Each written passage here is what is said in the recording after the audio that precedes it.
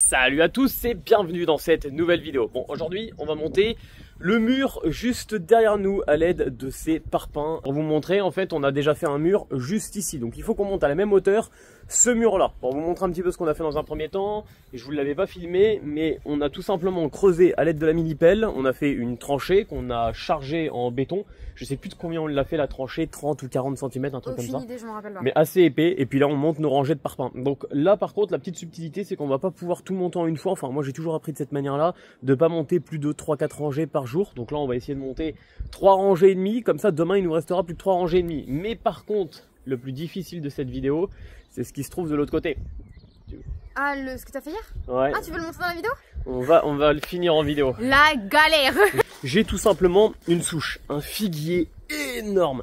On se rend pas compte, mais regardez, juste là, il y a un morceau du figuier. Voilà. Juste ici, il y a un gros morceau du figuier, mais ça c'est qu'une partie émergée de l'iceberg. Parce que regardez-moi la taille de ce morceau, ça se rend pas en vidéo, mais je vous jure qu'il est immense. Là de toute façon, je vois, j'ai fait tout un gros trou tout autour, donc j'ai essayé de tout creuser tout autour, et en fait il est pris dans le mur. Et j'arrive pas à la tirer. Quand tu tires, ça lève la pelle, mais pas la souche. Ah ouais, non mais... Et pourtant 2 tonnes, hein. Donc ça veut dire qu'il lui faut plus de 2 tonnes à l'arracher. Ouais, mais on se rend pas compte, 2 tonnes, c'est pas si gros que ça. En termes de... paraît... Non, en termes de force, c'est pas si gros que ça. Donc là, on a beau essayer de tirer avec la pelle, ça suffit pas. Là, s'il pleut, on est dans le caca. Hein. Ah bah c'est pour ça, il faut le faire avant qu'il se mette à pleuvoir, parce que sinon ça va nous remplir le truc, ça va être une horreur. Donc là, il faudra aller dessous, et il faut couper à la petite hache. On va essayer de couper un maximum de racines, et après, je pense la saisir par-dessus et pouvoir l'arracher. Et là, il va pas repousser vu qu'on va y rester des Bah, racines. je vais essayer de retirer le plus gros des racines, donc il y a un boulot de malade, et on va essayer de retirer tout ça. C'est une horreur. Ne mettez pas de figuier chez vous. Et surtout qu'il a pris vraiment dans le mur, et il était vraiment énorme. Il part sous la bâtisse. Il y en avait un autre un petit peu plus loin, mais lui j'ai vraiment pu faire le tour et j'ai pu le sortir, mais là ça va être assez complexe. Bon, tout de suite, on prépare la colle, donc on prépare le ciment, enfin le... Ouais, c'est pas du ciment, enfin bref, tu vas préparer la petite colle. C'est pas du ciment? Bah non, le ciment c'est la poudre. Et le sable plus le ciment, ça fait... Du ciment mouillé. Non, du béton. Ça fait du béton, voilà. Eh oh, on va au boulot. La la la la la la la la. Eh oh, eh oh, eh oh, eh oh. Alors, vous voyez, 5 minutes de vidéo, vous trouvez ça peut-être drôle. 2 ans de rénovation comme ça, je vous garantis qu'à force, ça devient compliqué. Est-ce que ce ne serait pas l'heure que tu nous montres tes talents de maçonne et que tu prépares à toi toute seule cette bétonnière? Mais attends, en plus, je crois que je l'avais pas dans le bon sens, la boîte. Si, dans là, l'île. tu charges, ça mixe, et après, c'est dans l'autre sens que tu verses, non? N'importe, tu peux faire comme ça, il n'y a pas de problème. Ok, ça marche. Première étape. Qu'est-ce qu'il nous faut, première étape? Explique bien à tous ceux qui voudraient faire une bétonnière pour la première fois. Il faut commencer par mettre de l'eau. Parce que si on met tous les autres ingrédients tout de suite, eh ben, ça va mal brasser. Ah. Des ingrédients, je suis pas trop sûr, ce n'est pas une pâte à crêpes, a-t-il. Mais ok, commençons par l'eau.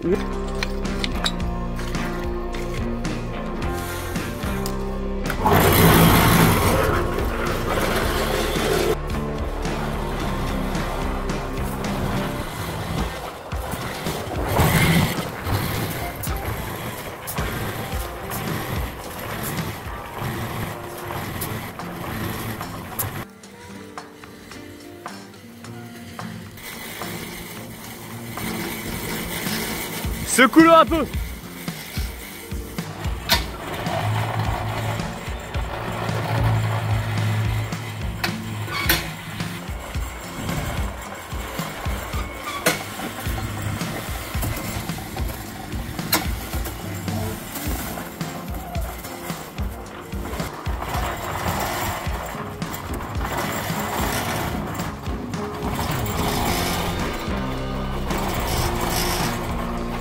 Tu veux que je l'emmène? Allez.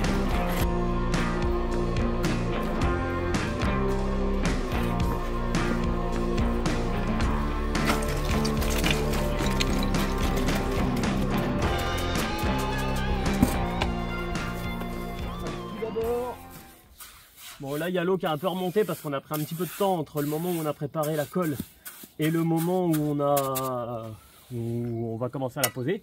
Alors il y a deux choses. Dans un premier temps, on va poser tout simplement un petit bourrelet de colle. Là je vous fais vraiment le tuto très novice. Je ne suis pas maçon. J'ai appris, j'en ai posé une quantité astronomique, mais je ne suis pas maçon honnêtement. Ça a toujours été pour des petits murets, des petites choses comme ça. Mais donc ne suivez pas tous mes conseils à la lettre, allez voir, il y a plein de tutos de professionnels qui sauront mieux vous l'expliquer. Maintenant moi je vais vous expliquer comment je réalise cette étape. Alors petite particularité, là tous les trous, c'est bien de les boucher, ça renforce énormément notre mur. Donc là on bouche tout ça. Et deuxième particularité qui est plutôt, je pense, qui fait vraiment toute la différence, essayez d'avoir tout le temps le même bourrelet en fait. Essayez d'avoir tout le temps la même quantité de colle, c'est plutôt important. Une fois que vous avez mis votre colle, moi j'aime bien qu'il y ait à peu près 2 petits centimètres. Pourquoi il faut qu'il y ait pas mal, c'est qu'après, quand on va poser notre parpaing dessus, c'est ce qui va nous permettre d'ajuster. Donc si on n'a pas assez de colle, on ne pourra pas ajuster correctement en fait notre parpaing. Donc, on prend le parpaing. Sur les parpaings, vous avez les petits trous. Les petits trous, ça vous sert à mettre. Est-ce que c'est la vraie utilité de ces trous? Je suis quasiment sûr. Je vous ouais, le dirai en commentaire, mais pour moi, je suis quasiment sûr que c'est la particularité. Donc là, l'avantage d'avoir tiré tout simplement mon béton pour pas avoir de bourrelet, bah, je vois exactement où je veux le poser. Parce que si j'avais pas fait ça, si j'avais pas tiré du coup ma colle, je ne saurais pas exactement où je dois le poser. Donc là, je vérifie à l'œil globalement où c'est. Après, je dois avoir un petit maillet par là. franchement c'est trop beau comment c'est bien posé. Moi ce que j'aime bien après, tu vois, c'est hop, je le tape au moins 2 fois. Pourquoi là je le tapote? En fait, derrière votre aglo, il y a des alvéoles. Si vous regardez, derrière un parpaing, il y a tout simplement plein de petites alvéoles. Et le fait de taper et qu'on ait un petit bourrelet de colle, notre béton il va rentrer à l'intérieur. Et c'est ça en fait qui va faire la solidité, parce que du coup ce petit bourrelet de colle de partout, il va faire que ça retient l'aglo. Ça retient, tout simplement. Donc là je vais en poser 2 de suite, je peux même enchaîner. Tac. Alors ce qui est pas mal, c'est qu'il peut y en avoir un qui pose les parpaings, pendant que l'autre derrière commence à préparer le bourrelet ou commence à remplir les trous. En général c'est ce que Mathilde fait, et ça nous fait gagner pas mal de temps. Parce que les ajuster, il faut avoir un petit peu plus l'habitude. Surtout comme je les ajuste, c'est vrai que normalement, comme je vous dis, on peut utiliser un fil à plomb, etc. Donc là, il n'est pas encore ajusté. Hein. Là, vraiment, je le pose. Qu'est-ce qu'un fil à plomb? C'est un fil à plomb, il tire une ficelle et tout, les maçons. J'aimerais bien travailler avec un maçon pour savoir exactement justement comment ils font. Ah ouais. Parce que je sais qu'ils utilisent. En gros, ça remplace ton niveau peut-être? Ouais, mais je t'embête moins. Je crois qu'ils s'embêtent même pas comme ça. Ouais. Ils font. Moi, je me prends peut-être un peu trop la tête. Mais c'est vrai que j'ai appris comme ça. Moi, j'apprends vraiment avec les anciens qui n'étaient pas des maçons et qui. C'est papa qui a appris. Ouais, voilà, c'est papa qui a appris avec grand-père. Grand-père avait appris avec grand-père. Et finalement. Famille Rocher, maçon du dimanche de génération en génération. Mais on n'a jamais su vraiment faire. Mais est-ce que les murs ils ont tenu? Mais par contre, en fait, c'est ça le truc. C'est que on en a monté plein. Aujourd'hui, j'ai 30 ans et j'ai vu mon père en monter quand j'étais tout petit, des murs qui ont plus de 25 ans. De cette manière-là, ils n'ont jamais bougé, quoi. Il n'y a jamais eu de problème. Donc le fin mot de l'histoire, c'est même si c'est pas comme ça qu'on fait, ça tient, donc faites comme ça. Là, ce que j'aime bien voir là, moi, c'est déjà si nos parpaings ils sont bien droits. Donc là, tu vois, c'est le cas, tu vois, ils sont. Parce que si tu en avais un qui rentre un petit peu plus ou quoi que l'autre, là, t'as pas de creux. Alors c'est bien de mettre une petite règle. Moi, j'ai tendance à faire ça, tu vois, sur la totalité de mon mur. Maintenant, ça me donne pas mon niveau. Effectivement, là, je pose une règle comme ça, mais peut-être que mon mur, il est complètement penché. Comment savoir si un niveau il est bon? Pour ceux qui se demandent, tu te mets sur une surface. Là, par exemple, tu sais que je suis à 1/4 de ma bulle. Si je le tourne de l'autre côté, si je suis aussi. Donc là, par exemple, il est pas bon du tout. Vous voyez? C'est assez intéressant de le voir. C'est flou à la cam, on n'a pas trop vu. Ah, on le voit pas. Bah, là, on voit que je suis vraiment à la moitié de ma bulle. Je sais pas si tu arrives à le filmer. Ça va faire le focus. C'est bon, ça fait le focus. Mais si vous regardez bien, donc là, je suis à la moitié de ma bulle. Donc là, on doit se dire, si tu le retournes au même endroit, tu dois être à la moitié. Je me retourne, je me mets au même endroit. Et là, regardez, je suis à peu près à 1/4. Je suis pas du tout pareil. Ah ouais, bah poubelle donc, aussi. Ce niveau, il est mort. Et du coup, faut faire vachement attention à ça. Regarde, donc là, 1/4. Et là, 1/4. Donc là, tu vois, c'est exactement pareil. Donc là, je sais que ma bulle, elle est de niveau. Après, ça serait pas un niveau à bulle. Hein. Si tu vois que ta bulle, elle est pétée. Ah ouais? Ouais, tu changes la bulle, tu rachètes une bulle. Ah oui! Ouais, c'est des boîtes de bulles. Oui. Percer et oui, j'ai déjà vu dans les magasins, je crois. Ouais. Non, tu te fous de moi là. Ah, tu demandes en commentaire? Ça existe pas? Bah, je sais pas, je te pose la question. Mais il me semble que j'ai jamais vu en magasin. Ah ouais? Ah non, bah alors je confonds. Quelle nouille. T'es sûr? Ouais, certain. Tu peux pas changer la petite truc en plastique où il y a le liquide dedans? C'est un petit peu le truc qu'on fait aux apprentis, tu sais, pour leur dire va chercher de l'huile de coude, va chercher. Bah, on leur dit va chercher. Ah ouais, et là je viens de tomber les 2 pieds dedans. T'es tombé dedans. Et voilà. merde. Ok. Bon, est-ce qu'il est de niveau ce mur? Bah regarde, viens voir. C'est vrai qu'on triche pas. pour leur montrer à la caméra. Donc là, vous voyez, regardez. En fait, moi, j'aime bien prendre 2 fois. Je prends une fois ici et après, je reprends une fois, du coup, ici. Et là, effectivement, vous voyez, je suis un petit peu plus tordu. Donc là, oui, c'est pas terrible, Benjamin, ce travail. Je peux mettre un petit coup ici, je peux le rajuster légèrement. Et là, je suis de niveau. Et là, je suis de niveau. Ok. Donc ce parpaing, il est de niveau, tac tac. Alors, on peut vérifier de l'autre côté, mais en général, moi, j'aime bien prendre le niveau que d'un côté. Parce qu'il suffit que vos parpaings ne soient pas tous calibrés, ça peut vous induire un petit peu en erreur. Donc là, ces 2 premiers, ils sont de niveau. Je vérifie mon dernier. Là, pareil, il rentre un petit peu, donc il demande à venir ici. Donc je le tapote un petit peu là. Du coup, si je le tapote un peu là, il va s'enfoncer ici, il va se relever là et il va me donner le niveau correct. Là, c'est bon. Et là aussi, il demande un petit peu. Voilà. À quel point tu dois enfoncer tes parpaings? Je te dis, tu fais 2 cm de colle et ça dépend en fait de comment tu as besoin de l'ajuster. Voilà. Là, 2 cm de colle, ça suffit? Ouais, là on est pas mal. Donc une fois que tu as fait ça, une fois que tes petits parpaings ils sont ajustés, tu tires ta colle pour pas avoir de petite surépaisseur surtout. Et après, ce que tu veux faire, c'est que tu te sers de cette colle pour boucher tes trous de chaque côté. Donc là, ce que tu vas faire, toi, mon chat, c'est que si tu veux, tu prends ta truelle et tu peux me boucher les trous au fur et à mesure. Tu peux me boucher aussi les gros trous, donc ceux d'angle. Entièrement? Ouais, ceux-là, faut les boucher entièrement. Donc ça augmente la solidité. Ah oui, c'est vrai, non, je confonds. C'est ceux-là qu'il faut pas boucher. Non, ceux-là, on les bouge pas, c'est pour les doigts. On bouche ceux-là, ceux-là. Et là, après, j'aurai ma découpe là-bas à faire, à moins que je mette celui-là. Non, il passe. Hein. Ah non, là-bas, il y a un trou. Il y a quand même un gros trou, donc je pense que je vais refaire une coupe. Et puis ça, c'est relou. Hein. On va enchaîner. Alors pour les coupes, c'est pareil, il y a plusieurs façons, on peut le couper au marteau. Moi je préfère les coupes à la disqueuse, je vais vous montrer parce qu'au moins comme ça on a une coupe nickel. Très là.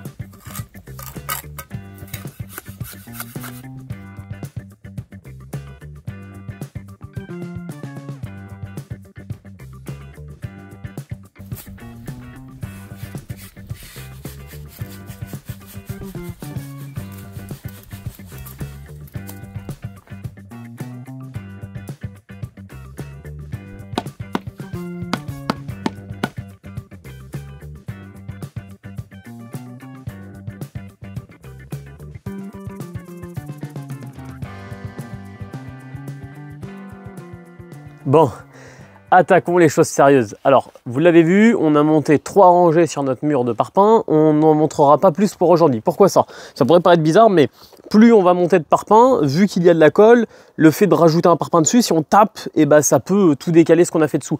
Donc moi, je préconise en général de monter 3-4 rangées par jour, pas plus. Là, on a monté 3 rangées à certains endroits, à d'autres rangées 4. Et là, je préfère que ça sèche, que ça tire un petit peu. Et demain, on continuera de monter le reste. Donc là, on va s'occuper de 7 souches. Tiens, si tu veux, tu peux descendre avec moi pour leur montrer. Ils verront un petit peu plus du coup. J'ai failli tomber. Ouais, fais gaffe parce que c'est... Là, on se rend peut-être un petit peu plus compte quand elle est à côté de moi. Franchement, en vidéo, ça rend pas du tout pareil. Non, elle fait toute petite en vidéo, c'est dingue. Alors que je vous jure qu'elle est énorme. Elle est prise dans le mur. Ne tombe pas. Ne tombe pas, ne tombe pas. Donc là, la stratégie, c'est de venir creuser sous la souche en fait. Pourquoi ça? Pour essayer de la libérer, vu que je peux pas tourner tout autour. Et en fait, si vous regardez, c'est vraiment plein de petites racines. Donc le but, c'est de fragiliser un maximum la souche et après d'essayer avec la pelle donc de l'avoir. Là, je vais me servir de la hache et je vais directement en fait lui mettre des grands coups dans la tronche pour couper un petit peu les racines et essayer de creuser tout ça. Parce que vous voyez, si j'arrive à éliminer un maximum de racines, je devrais sûrement pouvoir arriver à la sortir avec la pelle. Parce que là, pour l'instant, j'ai beau la saisir avec la pelle, je la fais trembler, elle ne bouge pas du tout. Alors que toute cette partie-là est libérée, hein. Toute cette partie-là est libérée. Mais je pense qu'il y en a tout autant de pris, voire même peut-être un peu plus. Toutes les racines qu'on voit autour, là, c'est... Regarde, tout ça, c'est le même arbre. Tout ça, c'est le figuier. Ouais, donc, mais les racines qu'il y a partout ici dans la terre. Tout ça, regarde, t'as vu, c'est comment ça prend... C'est un truc de malade. Hein. Ça s'étend vachement loin.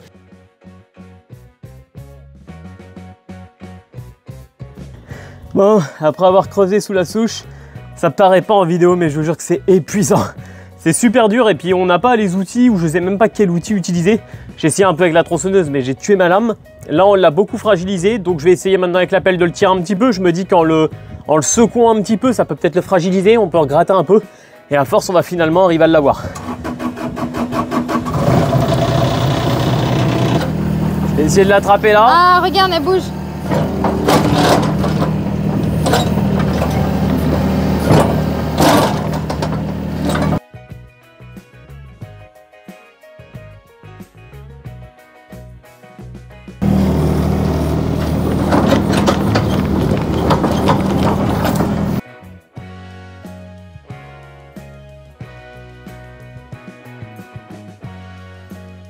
J'ai l'impression que la souche elle est vraiment en deux parties. Je vais essayer de fragiliser une partie à la hache pour essayer de réduire un petit peu sa résistance, comme ça me permettra de plus facilement couper. J'ai déjà retiré une première partie, en fait il y a vraiment, je sais pas si c'était qu'un seul arbre en fait. On le voit à la caméra qu'il y a une partie qui bouge, l'autre un peu moins. Mais cette partie là je pense que je vais arriver à la sortir. Ouais. Tu parles.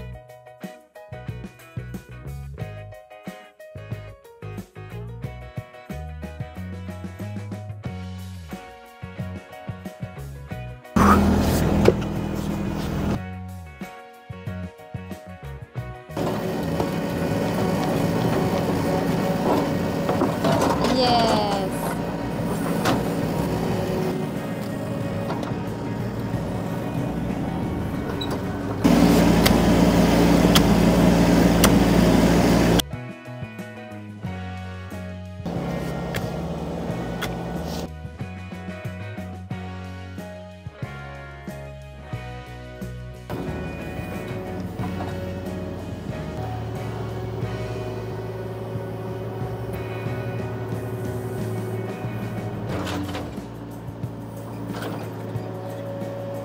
Le mur va tomber. Une partie. Ah ouais, mais jusqu'à là, je pense à peu près. Jusqu'à cette hauteur. À ce point-là. Ah ouais, ça bouge. Hein. Ça bouge vraiment. Hein. Bah, on va voir. Hein. Sur la vidéo, on le voit pas à quel point ça bouge.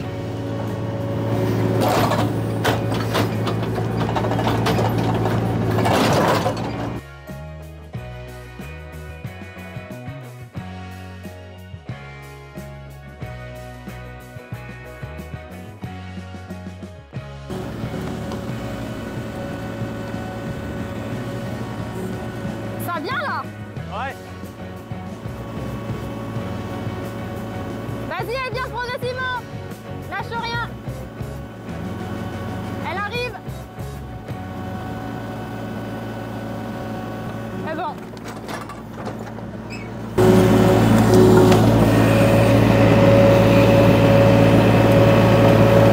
Souche arrachée. Je vous garantis que ça paraît pas en vidéo, mais j'ai galéré comme un fou. Mais regardez, elle est là.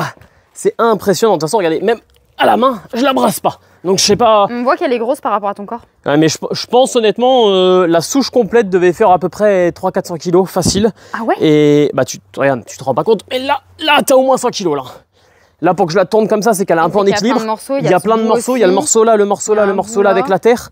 C'est impressionnant, on se rend pas compte. Et puis surtout, bah, c'était pris dans le mur. On a eu assez peur parce qu'on a eu à un moment 2-3 petites frayeurs que le mur en fait vienne avec. Ça a fissuré un petit peu la chaux. Donc là, il va falloir remaçonner assez rapidement. Par contre, ce qui m'étonne un peu, c'est que j'ai creusé. Il n'y a que de la terre. Il n'y a pas du tout de dur. Donc là, je vais remblayer. Je vais essayer de gratter proprement et rajouter du vrai remblai. Enlever de la terre. Là, il y a un vrai travail de décaissement. De toute façon, va falloir faire des petites courses sympas. Donc, il y a beaucoup de boulot. Mais il faudrait pas enlever toutes les racines parce qu'il y a des gens qui ont dit que ça repousserait du coup. Alors, on va essayer d'arracher le plus de racines possible. De toute façon, on enlève la terre, ça va l'enlever. Maintenant, j'espère que ça reprendra pas. Si vous avez des conseils en commentaire, n'hésitez pas. Est-ce qu'il ne faudrait pas percer avec une grosse mèche bois, mettre des produits à l'intérieur, des grosses racines qui peuvent encore rester? Je suis vraiment preneur. Parce que là, il y a un taille de racines ici. Ouais, dans le mur, il y a encore un taille de racines. Donc, faudrait voir, il y a peut-être des produits qui existent en tout cas pour pouvoir démonter tout ça. Bon, en tout cas, trêve de blabla, hein, tout de suite. On relance la bétonnière et on continue le montage de notre mur. Et on aura fait une bonne journée, on sera content. Entre le mur et la souche d'arraché, ça fait plaisir.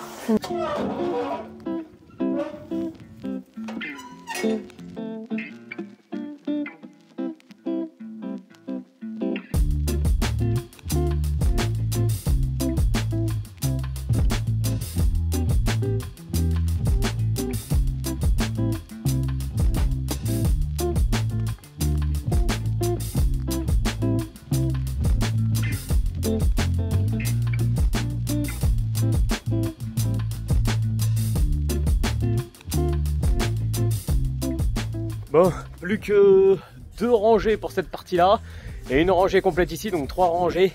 Là, on fait au fur et à mesure, on monte 3 rangées par 3 rangées pour pouvoir décaler notre pseudo échafaudage. Donc un bastin et 2 petits tréteaux, mais ça va plutôt bien pour travailler. Donc là, on termine ce côté et on aura fini.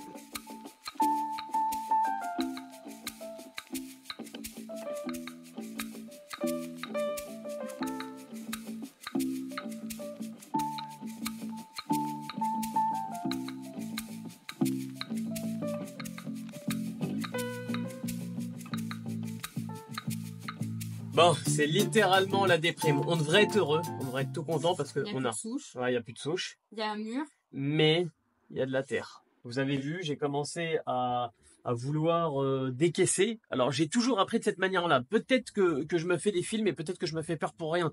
Mais pour moi, si je veux, tout simplement là, plus tard, mettre du calcaire et surtout mettre des cailloux, j'ai d'autres choix que de retirer toute la terre et d'aller jusqu'au dur. On est d'accord. Et là, le problème, j'ai déjà retiré plus de 30 cm et c'est que de la terre. Et c'est encore Ouais, de la mais terre. il y a des régions, je pense, où les gens ils ont que de la terre, alors il y a personne qui a de cailloux chez lui. Alors, faut mettre plus de remblai, faut mettre peut-être du remblai avant, j'en sais rien, mais là, normalement, faut décaisser beaucoup plus que ça. Là, je pense que j'ai encore 20-30 cm. Alors, on pourrait se dire, bah, c'est pas grave, t'as une pelle, tu creuses. Ouais, effectivement, c'est ce que de toute façon je vais faire.